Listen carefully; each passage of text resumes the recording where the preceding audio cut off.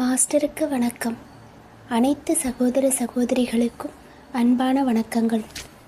இப்போ நம்ம பாபுஜி மாஸ்டர் எழுதின சத்யோதயம் புத்தகத்தில் 3வது சாப்டர் வழிமுறைகள், அதில் பேஜ் நம்பர் 25, 26 இதில் மாஸ்டர் என்ன சொல்லியிருக்காங்க அப்படிங்கிறத பற்றி பார்க்கலாம். ஃபஸ்ட்டு ஒரு சின்ன கதை. ஒரு குரு கிட்ட ஒரு சீடன் போய், நான் எப்படி கடவுளை தெரிஞ்சுக்கிறது அப்படின்னு சொல்லி கேட்குறாரு. அப்போது அந்த குரு என்ன சொல்கிறாரு, நீ இதை எங்கிட்ட கேட்குறதுக்கு பதிலாக ஒரு கடலில் இருக்கிற மீன்கிட்ட போயிட்டு இந்த கேள்வியை கேளு அப்படின்னு சொல்லி அனுப்பிச்சி விட்றாரு. அப்போது அந்த சீடன் மீன்கிட்ட போயிட்டு கேட்குறாரு, நான் எப்படி கடவுளை தெரிஞ்சுக்கிறது அப்படின்னு. அப்போ அந்த மீன் சொல்லுது, முதல்ல நீ எனக்கு ரொம்ப தண்ணி தாகமாக இருக்குது, முதல்ல போயிட்டு எனக்கு கொஞ்சம் தண்ணி எடுத்துகிட்டு வா, குடிக்கணும் அப்படின்னு சொல்லுது. அப்போது அவன் சீடன் என்ன சொல்கிறாரு, உன்னை சுற்றி தண்ணி தானே இருக்குது, மேலேயும் இருக்குது, கீழேயும் இருக்குது, பக்கத்துலேயும் இருக்குது, நீ அதுக்குள்ளே தானே இருக்க, இப்போ வெளியிலேருந்து நான் எங்கே தண்ணி எடுத்துகிட்டு வர்றது? அதுக்குன்னு நீந்துறதுக்குன்னு உனக்கு ஒரு முறை இருக்குது, அந்த முறையில் நீ நீந்தின அப்படின்னா உனக்குள்ளே தண்ணி போகும், அப்போ அந்த தண்ணியை நீ அக்செப்ட் பண்ணிக்கலாம், அதாவது உள்ளுக்குள்ளே போகும் அப்படின்னு சொல்கிறாரு. அப்போ அந்த மீன் அதுதான் சொல்லுது, இதே தான் மனிதர்களாகிய உங்களுக்கும் கடவுள் அப்படிங்கிறது உனக்குள்ளே தான் இருக்கிறாரு, அதை நீ உணரணும், அந்த தன்மையை நீ உணரணும் அப்படின்னும்போது அதற்கான பயிற்சிகளை நீங்கள் மேற்கொள்ளணும் அப்படிங்கிறத சொல்லுது. அப்போது கடவுளை வெளியில் தேடாமல் நமக்குள்ளே இருக்கிற அந்த உள்ளார்ந்த சுயத்தை உணரணும் அப்படின்றதுக்கான வழிமுறை தான் ஆன்மீகம் அப்படிங்கிறது. அப்போது அந்த ஆன்மீக பாதையில் போகிறதுக்கு தேவையான ஆன்மீக பயிற்சிகளை நாம் செய்யும்போது தான் அந்த ஆன்மீக பயிற்சியின் மூலமாக நமக்குள்ளே இருக்கிற அந்த உள்ளார்ந்த கடவுளை நாம் உணர முடியும் அப்படிங்கிறத மாஸ்டர் சொல்கிறாங்க. இப்போது ஆன்மீக பயிற்சி அப்படின்னா என்ன? ஆன்மீக பயிற்சி அப்படின்னு நாம் சொல்கிறது ஒரு விதத்தில் நமக்குள்ளேயே நாம் தோன்றது அப்படின்னு சொல்லலாம். எதையெல்லாம் சமஸ்காரங்கள், கடினத்தன்மைகள், எண்ண பதிவுகள் அப்படின்னு சொல்லக்கூடிய நமக்குள்ளே இருக்கிற அந்த கழிவுகள் எல்லாத்தையுமே நாம் தோண்டி எடுக்கிறோம். அப்போது அந்த மாதிரி தோண்டும் போது அந்த ஆன்மீக தண்ணீரை அதை இந்த கடினத்தன்மைகள் எல்லாமே மூடிட்டுருக்கு, மேலேருந்து மூடிட்டுருக்கு. அப்போது அதுக்கு கீழே தான் தெய்வீகம் அப்படிங்கிற ஒரு நீர், அதாவது அந்த ஆன்மீக ஊற்று மறைந்திருக்கு. ஒரு வகையில் இது தங்கத்தை எடுக்கிறதுக்கு சுரங்கம் தோன்ற மாதிரி அப்படின்னும் நம்ம சொல்லலாம். தங்கம் கிடைக்கிற வரைக்கும் அந்த சுரங்கத்தை நாம் தோண்டிக்கிட்டே இருக்கிறாங்க இல்லையா? அப்போ 2 நாள் தோண்டிட்டு நான் நிறுத்திடுவேன் அப்படின்னும், 2 வருஷம் தோண்டிட்டு நிறுத்திடுவேன் அப்படின்னும் இதை சொல்ல முடியாது. இதுக்கு கால வரையறை அப்படிங்கிறதும் கிடையாது. அது அங்கே இருக்குது அப்படிங்கிற ஒரு நம்பிக்கையை மட்டும்தான் நம்மக்கிட்ட இருக்குது. அதை நமக்கு முன்னாடி இருக்கிற அந்த பயிற்சி அதாவது ஒரு எக்ஸ்பீரியன்ஸ்டான அந்த மகான்கள் எல்லாருமே அது அங்கே இருக்குது அப்படிங்கிறத கண்டுபிடிச்சிருக்காங்க. அதுதான் நம்மளுடைய நம்பிக்கைக்கான காரணமும் கூட. அப்போ கடவுளை நாம் நம்பலாம் அப்படின்னு சொல்லி நினச்சோம் அப்படின்னா அது அங்கே இருக்குது அப்படிங்கிறத மாஸ்டர் சொல்கிறாரு. இதை எல்லாருமே நம்ம பயிற்சிகளின் மூலமாக தான் நாம் சோதனை செய்து பார்க்க முடியும். கடவுளும் என்ன சொல்கிறாரு? மிக சிறந்த மகான்கள் எல்லாரும் என்ன சொல்கிறாங்க? எல்லாருமே பாருங்க, பயிற்சி பண்ணி பாருங்க, அதை உணர்றதுக்கு அப்படிங்கிறத தான் சொல்கிறாங்க. இப்போது நம்மளுடைய லட்சியத்தை நாம் நிர்ணயித்து எடுத்துக்கிட்டோம். அதாவது நமக்குள்ளே இருக்கிற அந்த சுயம், அதாவது அந்த ஒன்றுமில்லா தன்மையை நாம் உணரணும் அப்படிங்கிற அந்த லட்சியத்தை நாம் எடுத்துக்கிட்டோம். அப்போது இப்போ அடுத்தது என்ன?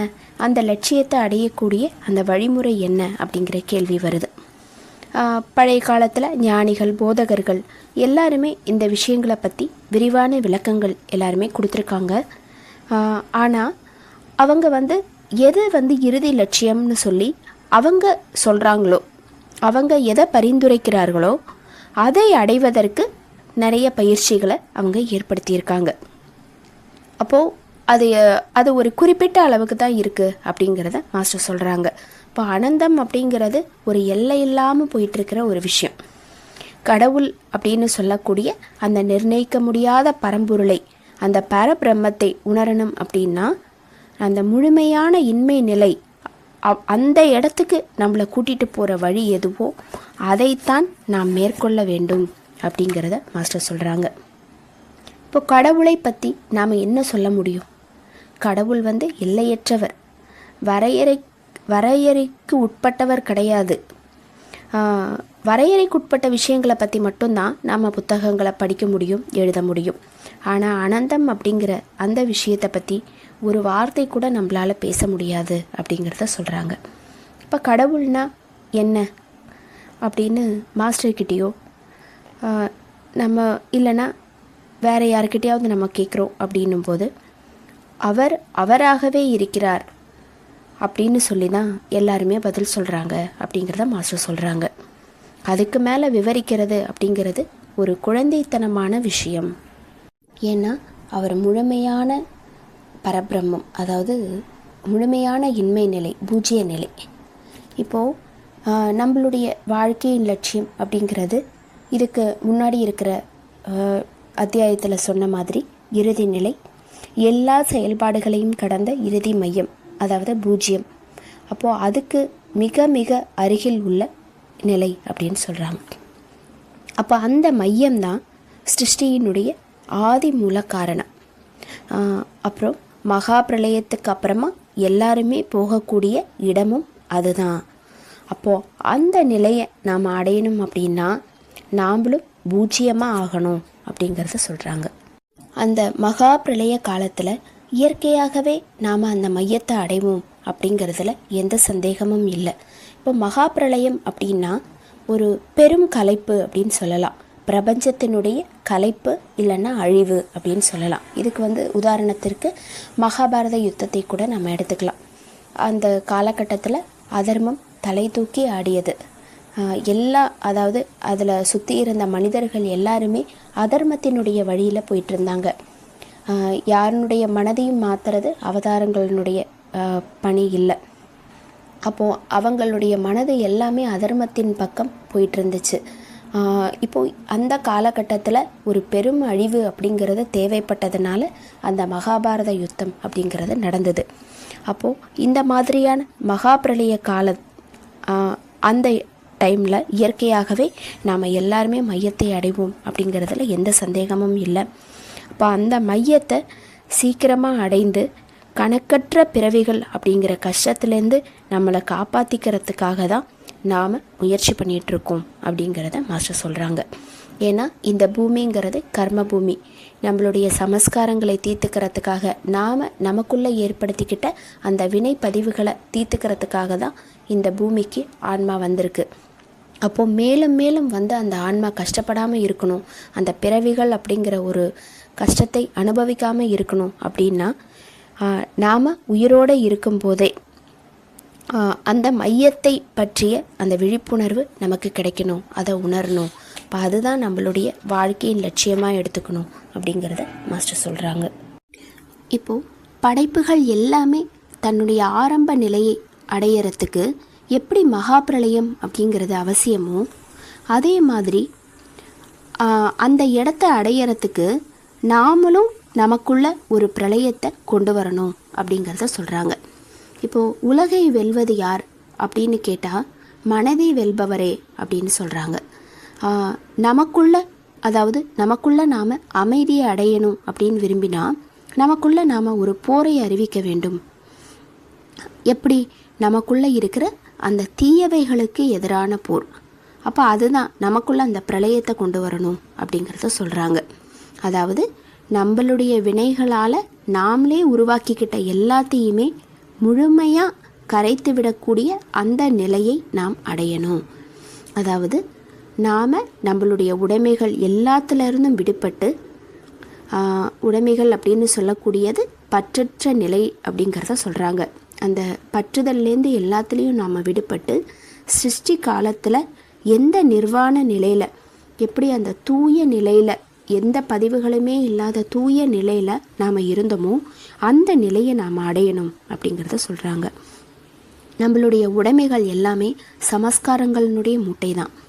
நம்ம ஆன்மாவை சுற்றி நாம் சேர்த்துக்கிட்ட வெவ்வேறு விதமான உரைகள், சிக்கல்கள், இது எல்லாமே நம்மளுடைய எண்ணங்களாலும் செயல்களாலும் உருவான சமஸ்காரங்களுடைய விளைவுகள்.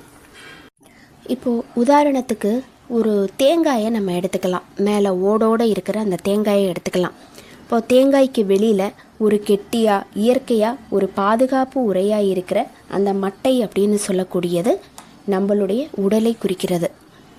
அப்போது ரெண்டாவது அந்த நார் இருக்கு இல்லையா, அந்த உள்ளுக்குள்ளே இருக்கிற நார், அதுதான் நம்மளுடைய உள் உரை. அதாவது குழப்பமாக இருக்கிற அந்த தெளிவில்லாமல் ஒரு திருப்தி இல்லாமல் இருக்கிற ஒரு மனதை குறிக்கிறது. அடுத்தது மூன்றாவதாக இருக்கிற ஓடு அப்படிங்கிறது உடைக்கிறதுக்கு கடினமான ஒன்றா இருக்குது. அப்போ இதை நம்மளோட புத்தியோடு ஒப்பிடலாம்.